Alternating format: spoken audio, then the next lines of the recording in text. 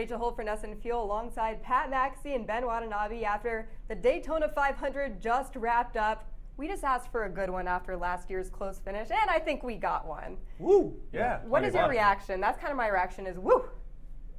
If you had to describe this race in one word. Chaotic. Yeah. It was kind of crazy. The last few laps, you're looking at it, and they're all going single file, and you're wondering when is one going to make a move. Cars would duck down and hope somebody would go with them, and no one would go until finally. It seemed like it basically took running out of gas or getting loose. Whatever happened there at the end. We had Chase Elliott, Kyle Larson, the whole gamut of problems, and Kurt Busch, first time ever. He swoops in there and steals his first Daytona win. Well, Ben, things were really calm for the first half of the race. We were sleeping at our desks, and all of a sudden, all this madness happens, all these crash happens, and like you said, Kurt Busch, driver of number 41 Ford Fusion for Stewart-Haas Racing, wins the Daytona 500 for the first time ever after 3 second-place finishes. So, man, this one had to feel good for him.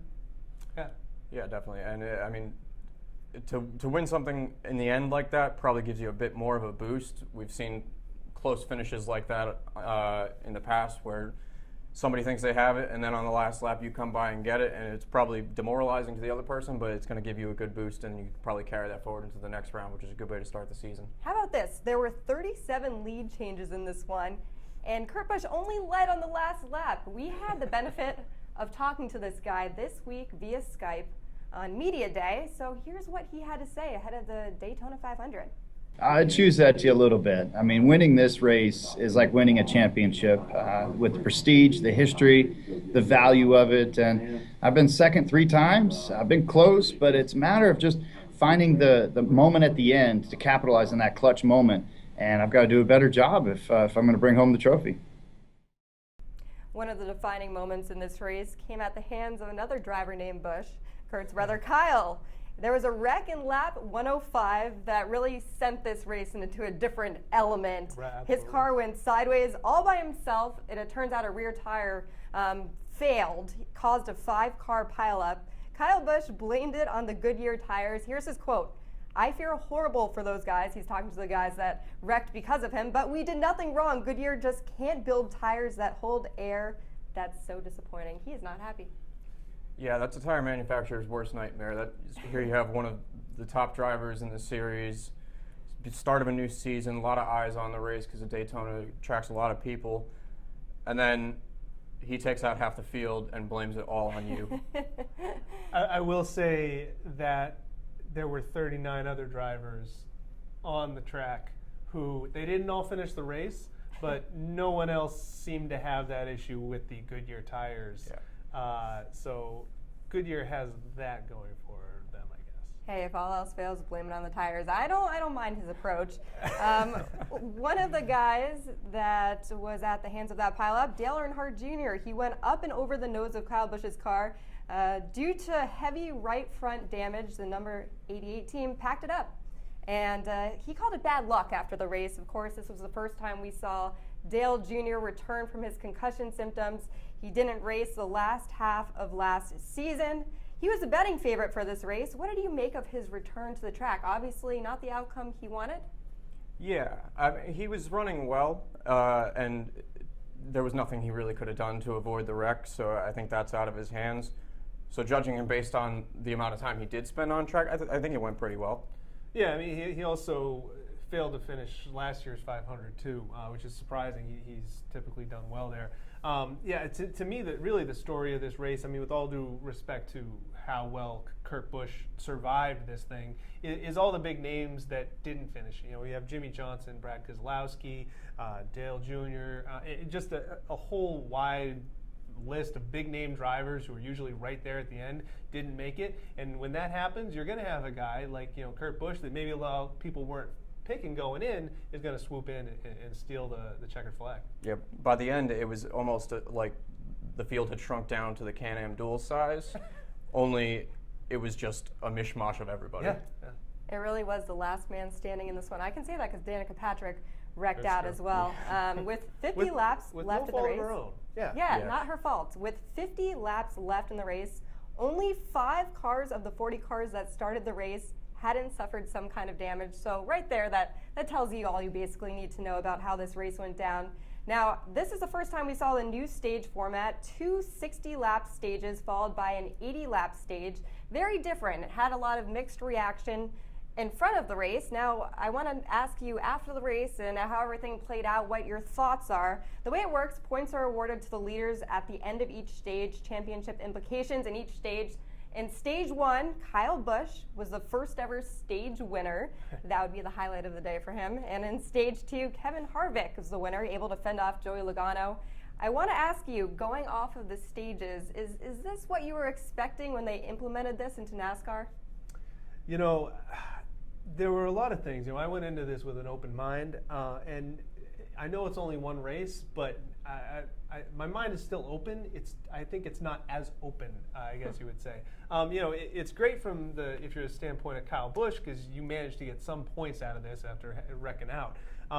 I think, though, from the perspective of wanting to generate more fan excitement, I mean, you know, we obviously, you know, we were hearing some buzz out among, you know, it didn't seem like it was generating the buzz. And also, it didn't seem like it made a huge difference on the racing.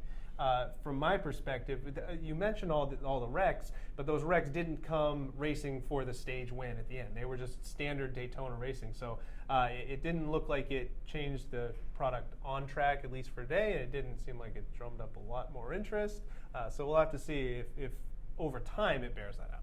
Well, Pat, I want to ask you, looking at the reaction on Twitter, it seemed like people were still deciding whether they liked it or not. Right. I saw a lot of people arguing about the fact that there's a planned caution period at the end of both stage 1 and stage 2, so it becomes an intermission of sorts. Do you think this slows things down for NASCAR fans in a negative way? Yes and no. I think there were some good things to come out of it and some bad things to come out of it, and one of them, I think, was that what I had hoped for, at least, was that NASCAR would take this opportunity to show a lot more green flag racing on TV and then use those caution periods as the commercial breaks. But instead, they took a short commercial break into the caution and then showed cars going around behind the pace car for a while, and then still had green flag commercial breaks, which isn't what you want and it isn't what the fans want. So do we like the new stage format? I don't like it.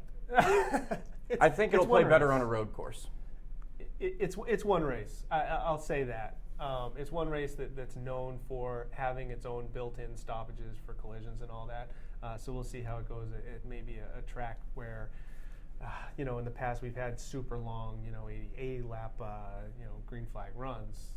Maybe it'll play out different there. Like I said, my mind is still open. I just think it's a little less open. Well, you Not made quite me as look enjoyable. very close-minded then, because I just didn't like We're it. not then. as judgmental as you. Very judgmental. Well, a lot of people are judgmental about this next rule, the repaired cars rule. There are quite the number of crashes in this one, so we saw this come into effect quite a lot today. The repair damage and 5-minute rules had a major impact on the outcome of the race. Danica Patrick herself, we heard her during the race with Fox. She said, 5-minute clock is just an interesting element. I don't know if it's good or bad. So even she didn't know if she liked it or not. Do you like the way the 5-minute rule played out today? Go ahead, Pat. I think that's one that it's going to take a few races to feel out and see how it works, because I think one of the higher profile situations where we ran into it today was when Dale Jr. was caught up in that wreck with Jimmy Johnson, and his team was able to repair the car, get it back out on track, but then they weren't able to maintain the minimum speed, but they also were repairing it under red flag. So I think once we see it play out live while cars are still running under green flag, we'll get a better idea of how it works. Someone is going to figure out a loophole or a way around it. Someone on a crew chief or someone on a crew is going to figure out something that, whether it's you drive through once, you fix a quarter panel, you go back out, you drive through, you fix the tire. Like, someone's going to figure out something. They always do in racing, especially in NASCAR, where, you know, if you're not cheating, you're not trying. I like it. You're not cheating, you're trying.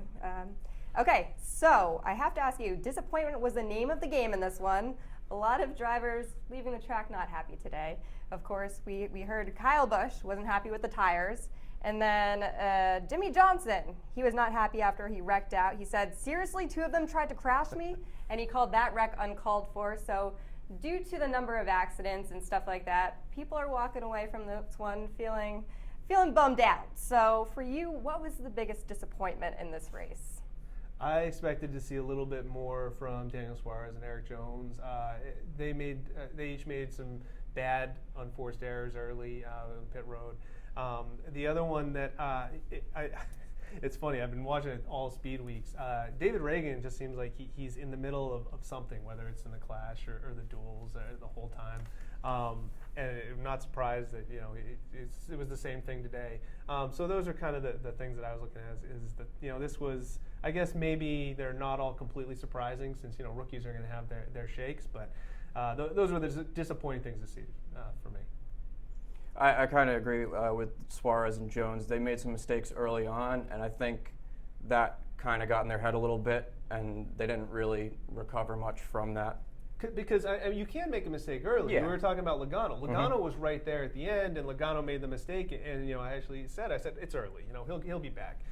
But it seemed like for them, obviously, wrecking out doesn't make it any easier. But you could tell that they made that mistake, and it was over the next several laps. It was like they're not going to bounce back from this very quickly, the way a veteran driver like Logano. Yeah, that'll come with time, and it's just unfortunate that they weren't able to have a good outing their first time.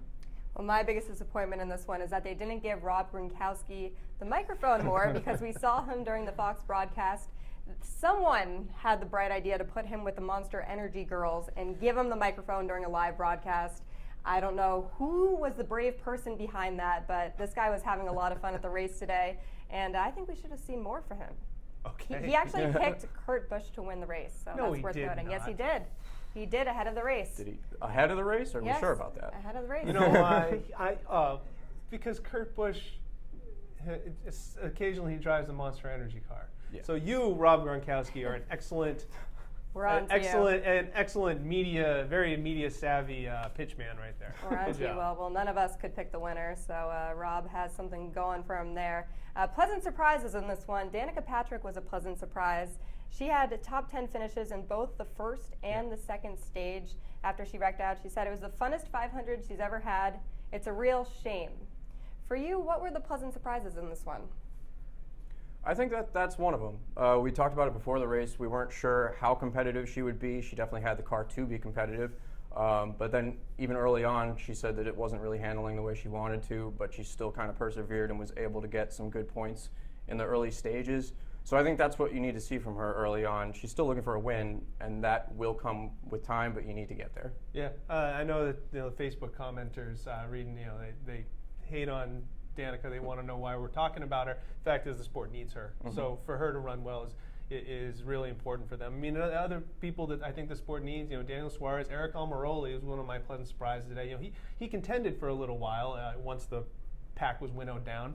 And Austin Dillon. Austin Dillon is a great restrictor plate racer in the making, and he was right in the thick of it again today.